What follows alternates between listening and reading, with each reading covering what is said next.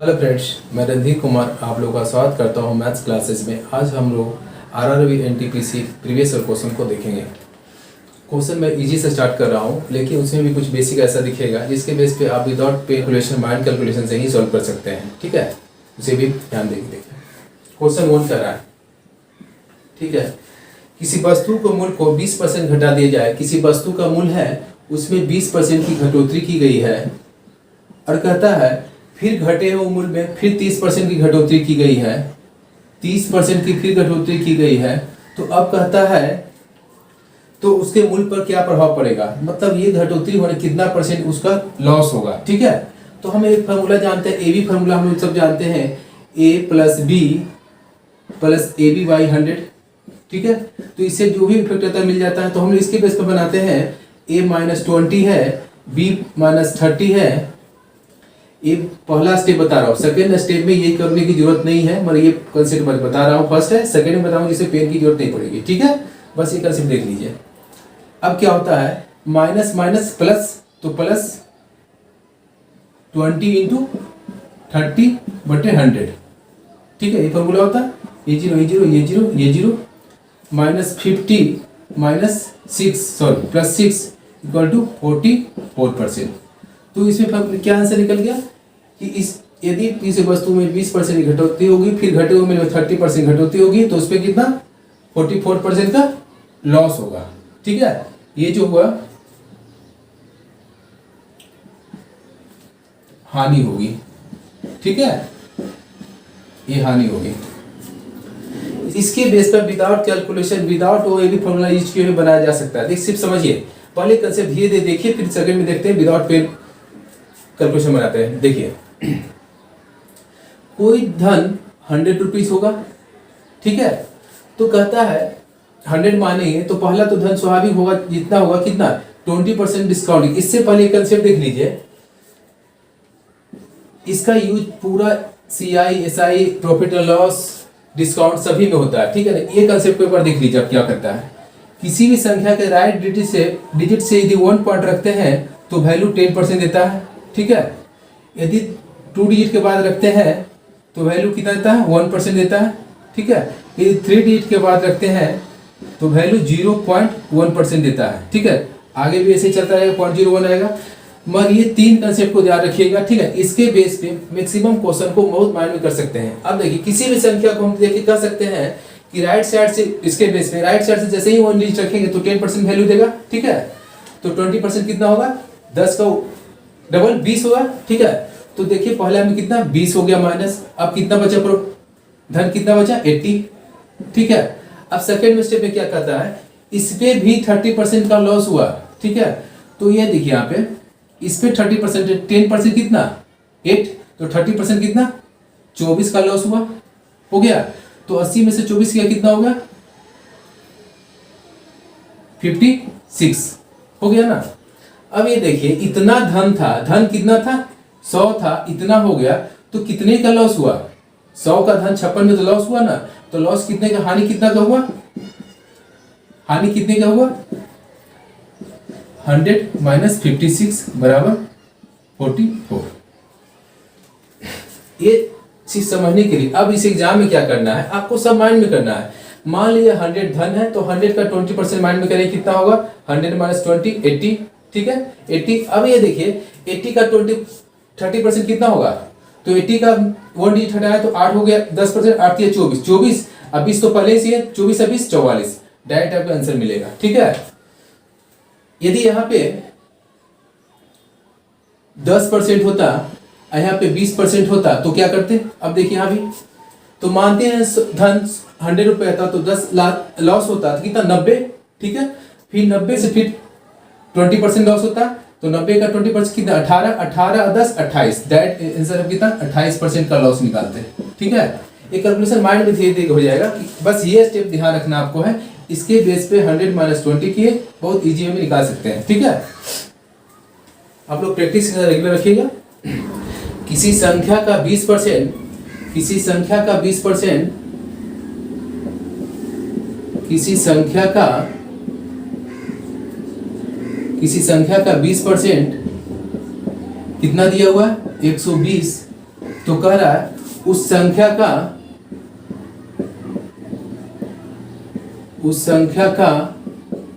120% बराबर क्वेश्चन कह रहा है। ठीक है, कह रहा है किसी संख्या का 20% ये है तो संख्या का 120% क्या होगा। ठीक है, उस संख्या का 120% क्या होगा। हम लोग जानते हैं किसी भी संख्या x मान लेते हैं। ठीक है, x का 20% इक्वल टू 120, तो x बराबर कितना निकाल लेते हैं 120 इंटू परसेंटेज इधर जाता तो डायगोनल गुना होता और बटे 20, ये जीरो 2 में 6, कितना 600। संख्या 600 निकल गया। तो अब संख्या 600 है तो संख्या का 120% क्या होगा। कोई भी संख्या 100% होता है और उसका 20% और ऐड करते 20%, तो 100% मालूम हो गया कितना 600 प्लस 20% कितना दिया हुआ 120। तो उस संख्या का 120% निकल गया 720। ठीक है, ये बेसिक हो गया। ठीक है, किसी को प्रॉब्लम है। इसी को सेकेंड स्टेप में क्या देखते हैं, सेकेंड मेथड देखिए। कह रहा है किसी संख्या का 20% 120 है, किसी संख्या का 20% 120 है तो उस संख्या का 120% क्या होगा। ठीक है, क्वेश्चन कह रहा है 20% उसका 120 है तो संख्या का 120% क्या होगा।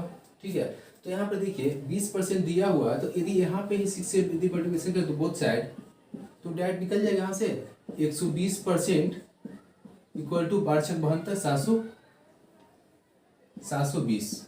ठीक है, ये आंसर हो गया आपका। चलिए नेक्स्ट क्वेश्चन देखते हैं। क्वेश्चन थर्ड कह रहा है एक सामान का अंकित मूल्य 200 रुपया है। एक सामान का अंकित मूल्य कितना है 200 रुपया है और कह रहा है वह उपलब्ध कितना हुआ। उपलब्ध जो हुआ 175 में, तो बोल पूछ रहा है कि इस सामान में कितना परसेंट का छूट मिला, कितना परसेंट का छूट मिला। ठीक है, कितना परसेंट का छूट मिला। तो अब ये देखिए कि ये जो है अंकित मूल्य है, इसी अंकित मूल्य में डिस्काउंट करने के बाद वो इतना रुपया मिला 175 रुपीज में मिला। तो पैसे में ये कितना का डिस्काउंट मिला, कितना का छूट मिला पैसे में छूट जो मिला 25 रुपीज का। अब ये छूट मिला किससे मिला होगा, इसी कंपेयर में मिला होगा, अंकित मूल्य पे मिला होगा। तो अब हम लोग जानते हैं 25 किस पे 200 इंटू 100, 0 कैंसिल, 2 में कितना 12.5, इसलिए 12.5% का डिस्काउंट मिला। अब आप यहीं पे देख सकते हैं कि इस बेस पे देखिए ये कलर के जोड़ दें आपको है। हम जानते हैं कि 10% कितना 20 होता है। ठीक है, तो 5% देखते हैं, 10% 20 होता है तो 10 क्या आधा 5% 10, 5 क्या आधा 2.5% कितना 5, तो हम देखते हैं 10% प्लस 2.5% 12.5%। इसके बेस पे निकाल सकते हैं। आपको क्या धीरे धीरे जब कंसेप्ट कीजिएगा तो आपको दिखेगा यदि 20%, यदि हमारा 10% 20 है तो 20 10 इसका 5 कित कैसे लेंगे, तो 5 के लिए हम देख रहे हैं तो इसका 1/4 है, 5 1/4 है और 10 का 1/4 कितना 2.5%, तो 10% प्लस 2.5% 12.5%। ठीक है, ये बेसिक हो उस बेसिस पे। क्वेश्चन 4 कर रहा है दो लगातार विषम संख्याओं का योग 116 है। दो लगातार विषम संख्या का योग, दो विषम संख्या का योग कितना है, संख्या का योग कितना दिया हुआ है 116 दिया हुआ है। ठीक है, दो विषम संख्याओं का योग 116 है। फिर आगे क्वेश्चन कर रहा है उन संख्याओं का गुणनखंड क्या है, गुणनखंड पूछ रहा है। ठीक है, अब इस पे ध्यान दीजिएगा, दो संख्याओं का योग 116 है तो उन संख्याओं का गुणनखंड क्या है। तो हम लोग मानते हैं कोई भी विषम संख्या यहाँ पे देखिएगा 5 7 करते हैं विषम संख्या, ये भी हो सकता है, कुछ भी हो सकता है, बस अज्यूम करें 15 17 भी हो सकता है, 21, 23 भी हो सकता है, कोई भी संख्या यही होगा। दोनों का डिफरेंस कितना है? 2 होगा। और ये भी विषम संख्या, ये भी विषम संख्या। अब माने क्या तरीका है विषम संख्या, यदि हम एक को x मानते हैं, यदि x मानते हैं तो दूसरे को कितना, जस्ट 2 ज्यादा था, इसलिए दूसरा कितना हो गया x प्लस 2 हो गया। अब कहता है दोनों का योग, एक ये दोनों का योग कितना दिया हुआ है 116, ठीक है। तो 2x बराबर कितना, 2 उधर जाएगा 114, तो x बराबर कितना 57। तो इसे ये मालूम चल गया एक संख्या मतलब छोटी संख्या 57 है और सेकेंड संख्या 57 प्लस 2 मान लेते 59। अब ये दोनों को मल्टीप्लिकेशन कीजिए,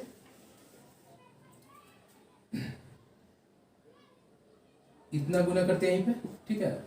7 नंबर 63, ठीक है। 7 5 पैसे नहीं, 45 80 80 86 25 25 8 3363 रुपया, 63 वो संख्या हो गया, ठीक है। अब आप यहीं पे देखिए इस संख्या के बारे में, ये जो कंसेप्ट इतना है इसके करने की जरूरत नहीं है। देखिए कैसे करते हैं, दो संख्याओं का योग दे दिया है तो मानते कोई भी संख्या, जैसे 1 है 3 हो सकता है, 5 है 7 हो सकता है,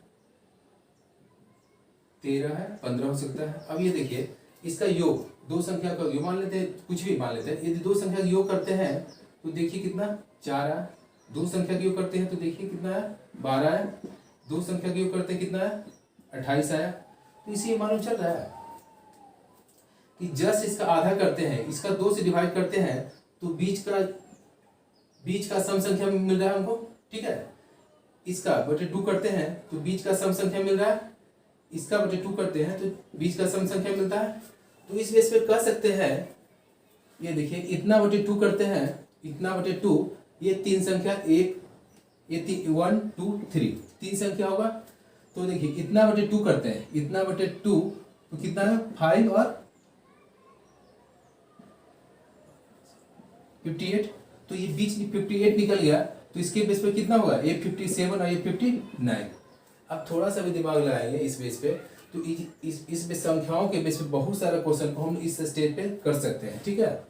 संख्याओं का योग कुछ भी होगा ऐसा तो आप इसकी वजह से इजी वे में कर सकते हैं। संख्या योग करने की जरूरत ही नहीं है, डायरेक्ट देखिए ये 3 संख्या है तो यदि बटे 2 करते हैं तो बीच का संख्या ऑटोमेटिक होता है, तो लेफ्ट -1 तो लेफ्ट का छोटी, अब +1 तो बड़ी निकल जाता है, ठीक है। इस वजह से भी आप कर सकते हैं। नेक्स्ट क्वेश्चन देखते हैं। क्वेश्चन 5 क्या कह रहा है, क्वेश्चन 5 कह रहा है किसी वस्तु को 8% हानि पर बेचने के स्थान पर 8% लाभ पर बेचा जाए तो 12% अधिक प्राप्त होता है। किसी वस्तु को 8% हानि की जगह पे 8% हानि की जगह पे इसके जगह पे क्या बेचा गया 8% यदि लाभ पे बेचा गया तो कह रहा है उस वस्तु पे हमें कितना मिला, अधिक कितना मिला 12 रुपया अधिक मिला। अब यहाँ पे ध्यान दीजिएगा, कोई भी वस्तु का जो क्रय मूल्य होगा वो 100% होगा, ठीक है। तो पहले जो वस्तु बेचता था कितना में 92% में बेचता था, मतलब 8% लॉस में, मतलब 100 का चीज कितना बेचता था 92 में बेचता था, ठीक है। अब कितना बेच रहा है 100 का चीज इतना बेच रहा है, अब कितना बेच रहा है 108% में बेच रहा है, ठीक है। 100 का चीज 92 में बेच रहा था, अब 100 का चीज 108 में बेच रहा है। तो अब कह रहा है कि हमको इसके दर पे के कंपेयर में इससे बेचने पे 12 रुपये अधिक मिलता है। तो हम देखते हैं परसेंटेज में कितना अधिक हुआ, 8 8 16, तो 16% बराबर कितना 12, तो 100% वो संख्या निकल जाएगा। लेकिन यहाँ पे एक स्टेप ध्यान रखिएगा, इसमें आप लोग क्या करते हैं डिवाइड बाई 16 करते हैं, इंटू 100 करते हैं, वो ठीक है वो कीजिए। मगर यहाँ पे कंसेप्ट दिखा, यदि हम यहीं पे 4 से डिवाइड करेंगे, पहले वो देख लीजिए 100% क्या होगा, 100% क्या होगा ये देख लीजिए, 12/16 इंटू 100, 25 बार में, 4 बार में, 4 में, 3 बार में, 75 आंसर हो गया, ठीक है। अब इस बेस पे 75 आंसर हो गया। अब यहीं पे देखिए ये 16% कितना दिया हुआ, 16%, यहाँ पर ध्यान दीजिए, ये हर बार कैलकुलेशन में आता है। ऐसा क्वेश्चन हमेशा आता है कितना परसेंट इतना, तो अधिकतर क्वेश्चन में देखा जाए कि इस बेस पे आप लोग थोड़ा सा माइंड लगाएंगे तो ये कैलकुलेशन करने से बच जाएंगे। देखिए क्या करेंगे यहाँ पे, 16% इतना, तो इसको 100 करना है, तो इसको 4 से डिवाइड कर देंगे, तो 4 से डिवाइड करेंगे तो 4%, इधर 4 से डिवाइड करना, 3 हो गया, 4% 3 हो गया। अब ये देखिए इसीलिए किया कि इसको 100 करना है, 4 से डिवाइड की। अब इसको 25 से गुना करेंगे, देखिए माइंड में कर सकते हैं, एक कैलकुलेशन को माइंड में कर सकते हैं, ठीक है। बस ये करना कि इसे कितना से गुना करेंगे तो 100 हो जाए, बस ये माइंड में सोचना है। तो जैसे ही 4 से किए तो 4% बड़ा इतना, तो जैसे ही इसे 25 से करेंगे तो 100%, 25 से इधर से 25 इधर करना पड़ेगा, 25 दिया 75। ये कैलकुलेशन माइंड में आप कर सकते हैं, इसमें आपको ये कैलकुलेशन करना होगा, इस कैलकुलेशन को आप कर सकते हैं। डायरेक्ट में लेकर 16% इतना है, तो 4 से डिवाइड किया 4% 3, तो 4 में कितना से गुना करेंगे 100 होगा, तो 25 से गुना करेंगे तो 25 दिया 75, आंसर हो गया। नेक्स्ट क्वेश्चन देखते हैं। 5 संख्या का औसत, 5 संख्या का एवरेज जो है, एवरेज कितना है 27 है, ठीक है। फिर आगे कह रहा है यदि एक संख्या इसमें से निकाल दिया जाए, मतलब कितना 4 संख्या, तो 4 बचा, 4 संख्या का औसत कितना हो जाता है, संख्या 4 संख्या का एवरेज कितना हो जाता है 25।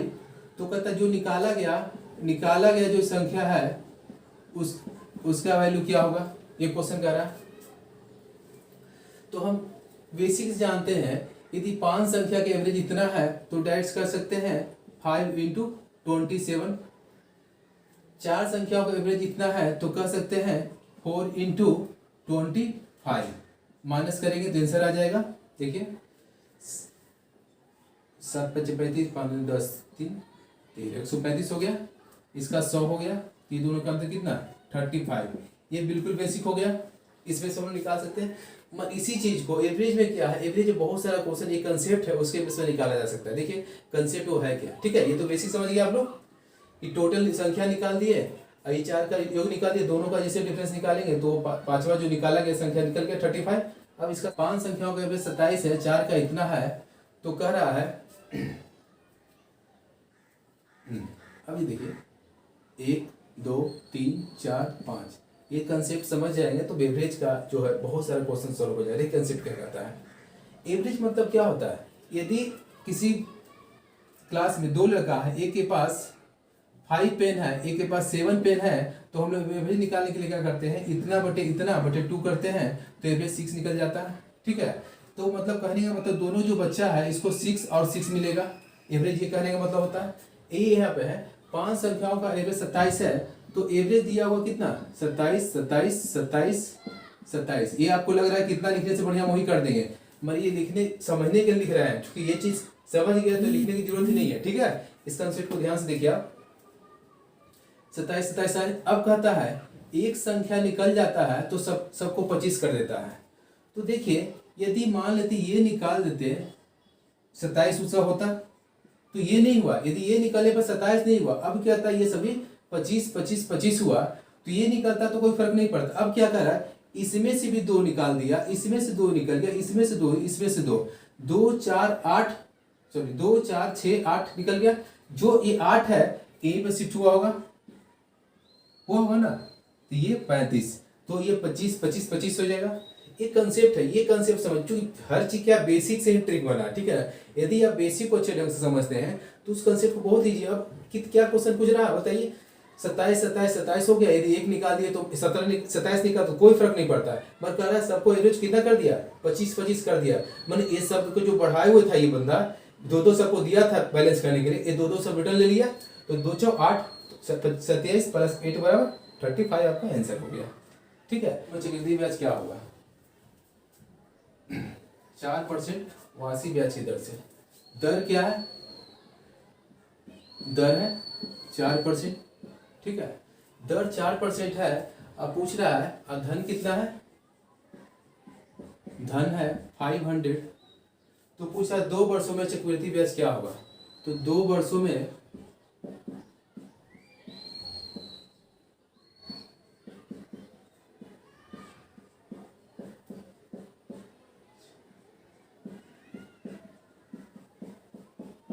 ठीक है। क्वेश्चन लिख दिया, जितना क्वेश्चन बोला उसको इस बेस पे हो गया। देखिए दर ये हो गया, धन ये हो गया, 2 वर्षों का चक्रवृद्धि ब्याज क्या होगा। अब एक छोटा सा चक्रवृद्धि ब्याज होता क्या है, अब ये समझ लीजिए पहले चक्रवृद्धि ब्याज होता क्या है। कोई भी धन, मान लीजिए वो 100 रुपये धन है, ठीक है। चक्रवृद्धि ब्याज में क्या होता है, सिंपल ब्याज पर देखिए, यदि कोई धन में यदि 10% की दर से देते हैं ब्याज पे, ठीक है, 10% ब्याज है, 2 वर्षों के लिए देते हैं, ईयर 2 है, ठीक है, आर बराबर ये, और ये धन है जो ये है, तो देखिए तो चक्रवृद्धि ब्याज में क्या होता है कि एक साल में 10% मिलेगा तो दूसरे, सॉरी, साधारण ब्याज में क्या होता है, एक साल में 10% मिलेगा तो दूसरे पर्सन में भी 10% मिलेगा, तीसरे भी 10 रिपीट होता है। इसमें सिर्फ जो भी ब्याज मिलता है सिर्फ ये धन पे मिलता है। लेकिन चक्रवृद्धि ब्याज में क्या होता है कि एक साल तो ब्याज मिलेगा, 10% मिलेगा ही, तो 10% इसका ब्याज 10 हो गया, तो दूसरे वर्ष क्या होगा, फर्स्ट वर्ष ये हो गया, दूसरे वर्ष क्या होगा, एक वर्ष फिर मिलेगा 10%। अब ये जो इंटरेस्ट है ना, इस पे भी इंटरेस्ट लेता है, 10% इसका कितना 1 होगा। अब ये जो हो गया ये इसका चक्रवृद्धि ब्याज हो गया, ठीक है। चक्रवृद्धि ब्याज और साधारण में ये अंतर है कि साधारण ब्याज सिर्फ अपने धन पर इंटरेस्ट लेता है, मगर चक्रवृद्धि ब्याज में धन जो भी रहता है उसका प्लस इंटरेस्ट दोनों पे हुआ इंटरेस्ट चढ़ाता है, ठीक है। ये दोनों में डिफरेंस है। अब देखिए इसका कंसेप्ट क्या होता है, इस क्वेश्चन को देखिए, एक कंसेप्ट में आरआरबी का बहुत सारा क्वेश्चन को आप इजी वे में सोल्व, सिंगल कंसेप्ट, ठीक है। उस चूंकि यदि सीआई यदि एसएससी के लिए बनाते हैं, बैंकिंग के लिए बनाते हैं, तो उसमें बहुत सारा मेथड है, पर आरआरबी के लिए साथ ज़्यादा मेथड नहीं है। एक मेथड से बहुत सारा क्वेश्चन बनाया जा सकता है, ठीक है। इसमें मैं एक सिंगल मेथड बताता हूँ, ठीक है। अब देखिए कोई भी धन कितना ये है, 500 धन है, ठीक है। अब कह रहा है कि 2 वर्षों में चक्रवृद्धि ब्याज क्या होगा, तो इसी धन पे क्या हुआ, फर्स्ट वर्ष में 4% इंटरेस्ट मिलेगा, तो हम जानते हैं 1% कितना होता है, पॉइंट के संख्या के राइट से 2 डिजिट छोड़ते हैं तो 1% मिलता है, तो 2 डिजिट छोड़ते हैं तो 1% कितना वैल्यू हो जाएगा इसका, ये कितना वैल्यू दिया, 1% दिया, तो 1% हो गया, तो कितना परसेंट ब्याज होता है, 4%, तो 520, फर्स्ट वर्ष में कितना परसेंट ब्याज मिला, सॉरी 20 ब्याज मिला, क्योंकि आर कितना है 4% है, ठीक है, और टी कितना है 2 ईयर दिया हुआ है। फर्स्ट वर्ष में इस धन का 4% निकाल दिए 520, चूंकि ये कंसेप्ट यहाँ थी कैसे 1%, 5%, 10% निकालता है, इसके में इजी में निकाल सकते हैं, ठीक है।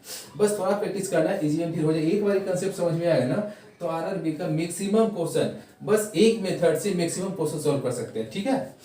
देखिए यहाँ पे पहले वर्ष में 20% ब्याज, दूसरे वर्ष में फिर क्या होगा, इस धन का फिर मिलेगा, साधारण ब्याज होता तो एक वर्ष 2 वर्ष में 40% साधारण ब्याज बोल देते, क्योंकि साधारण ब्याज में क्या होता है सिर्फ धन पे इंटरेस्ट मिलता है बोल देते, मगर यहाँ पे क्या है चक्रवृद्धि ब्याज है, तो अब ये जो धन फर्स्ट साल का जो धन था, अब इसको भी इंटरेस्ट देना पड़ेगा। इसका देखिए 20 का 4% क्या क्या बोले, 1% किसी संख्या के राइट डिजिट से 2 पॉइंट बाद रखते हैं, 2 डिजिट के बाद यदि पॉइंट रखते हैं तो 1% वैल्यू देता है, तो 4% कितना, 4 दूनी 8, 0.8 हो गया इसका वैल्यू। तो अब ये देखिए एक वर्ष में इतना, सेकेंड वर्ष में इतना, तो टोटल ये जो होता है इसी को हम सीआई कहते हैं, ये जो होता है इसको हम एसआई कहते हैं, ठीक है। ये जो होता है इसको हम सीआई माइनस एसआई कहते हैं, ठीक है। एक छोटा सा कैलकुलेशन में बहुत सारा आंसर अवेलेबल है, एक ही मेथड में बहुत सारा क्वेश्चन अवेलेबल, बहुत सारे क्वेश्चन का सॉल्यूशन आप कर सकते हैं, ठीक है। एक क्वेश्चन कुछ घुमाएगा तो इसके बेस पे कैसे से क्वेश्चन आएगा, कॉन्सेप्ट क्लियर होता चला जाएगा, ठीक है। इसको हम स्पेस पे निकाल दिए, तो अब ये देखिए सीआई कितना हो गया, सीआई कितना हो गया, सीआई क्या बोले, पूरा सर्किल 20 विधि 40, 40 रुपये 80 पैसा, 40 रुपये 80 पैसा। अब इसी चीज को एक ट्रिक्स के रूप में भी कर सकते हैं आप। सीआई क्या होता है, R² बटे 100%, ये इसका इतना परसेंट इसका सीआई हो गया। अब डायरेक्ट आप इसके बेस पे निकाल सकते हैं 4 4 16, ये ट्रिक है, ट्रिक मैंने फॉर्मूला जो भी बोली इस बेस पे निकाल सकते हैं, मगर ये कंसेप्ट को आप समझ लेंगे तो उसका जरूरत ही नहीं पड़ेगा, क्योंकि ये जो भी बना है उसी बेस पे ये है, इसमें कुछ नहीं, इसी का प्रयोग इसमें करते हैं। बस ये आप 2 बार 3 बार बनाएंगे तो आप खुद ये इसको बनाते बनाते इस ट्रिक को आप फॉलो करने लगे खुद। ये कैसे आया? क्योंकि क्या होता है, इतना ट्रिक मैथ में होता है कि सभी को ट्रिक को याद करना, वो पूरा मिक्सअप हो जाएगा। ठीक है, 4% की दर से, दर यहाँ पे जो है 4% की दर से दिया धन इंदु बिंदु को। ठीक है, और धन कितना था? वो जो धन था 1250 रुपया था। और फिर बोल रहा है कितने वर्षों के लिए दिया? टी कितना है? 2 ईयर्स है। ठीक है, फिर क्वेश्चन क्या रहा है, उसे कितने रुपए का नुकसान हो जाता है यदि वह रकम को 4% साधारण ब्याज पर 2 वर्षों के लिए ऋण पर देता?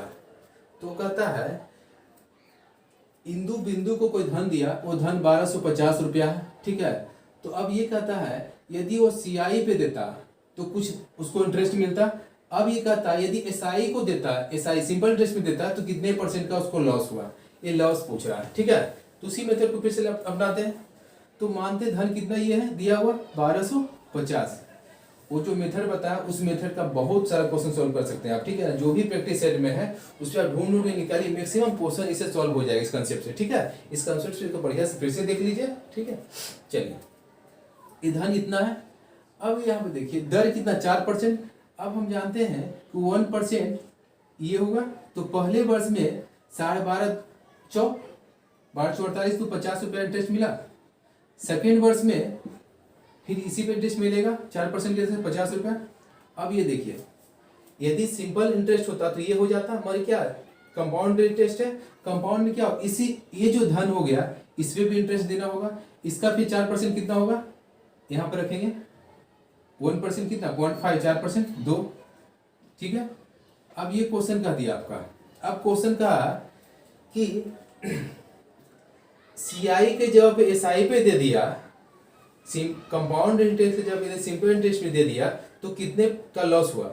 तो हम ये मालूम है कि जो टोटल जो धन होता है ये क्या होता है सीआई, और ये जो होता है ये क्या है एसआई है, और ये जो टोटल है ये क्या है सीआई।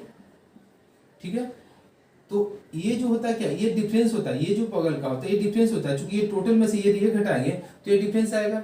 डिफरेंस कहने का मतलब क्या, जो सीआई से मिला वो तो मिलना ही था, जो मैक्सिमम क्या मिला यही धन मिला ना, जो ज्यादा मिला यही धन मिला। मैं सीआई में ऐसे ही कर सकते टोटल, में जोड़ने की जरूरत ही नहीं है क्योंकि हम जानते हैं टोटल है। इसमें से ये यदि एसआई को सिंपल इंटरेस्ट को हटा दे तो सीआई हो गया। तो सीआई सॉरी इस एसआई सीआई माइनस एसआई कितना हो जाएगा 2 रुपया का अंदर। ठीक है, इसी के साथ आज की क्लास में समाप्त करता हूँ। इस कंसेप्ट को 2 या 3 बार रिपीट करके देखिए। ये कंसेप्ट एक बार समझ में आ जाने के बाद बहुत सारा क्वेश्चन को आप बहुत इजी वे में सॉल्व कर सकते हैं। मैं जो भी कंसेप्ट बताता हूँ बस बेसिक के बेस पे ही वो ट्रिक ही बन जाता है। ठीक है, आप यदि बेसिक जानते हैं उसी से आप ट्रिक बना सकते हैं। मैं ट्रिक नहीं बताता हूँ। ठीक है, क्योंकि बेसिक चूंकि ट्रिक जितना सीखेंगे उतना, चूंकि आप यदि प्रॉफिट लॉस में जाएंगे तो उससे बहुत सारा ट्रिक है, उतना ट्रिक पॉसिबल नहीं है। मैं पूरा प्रॉफिट और लॉस को, परसेंटेज को, डिस्काउंट को, एक भी ट्रिक की जरूरत ही नहीं है। विदाउट ट्रिक का टोटल क्वेश्चन को आप सोल्व कर सकते हैं। ठीक है, बस प्रैक्टिस कीजिए बढ़िया अच्छे ढंग से। चलिए, यदि अच्छा लगा हो तो प्लीज कमेंट करके बताइए। Thank you.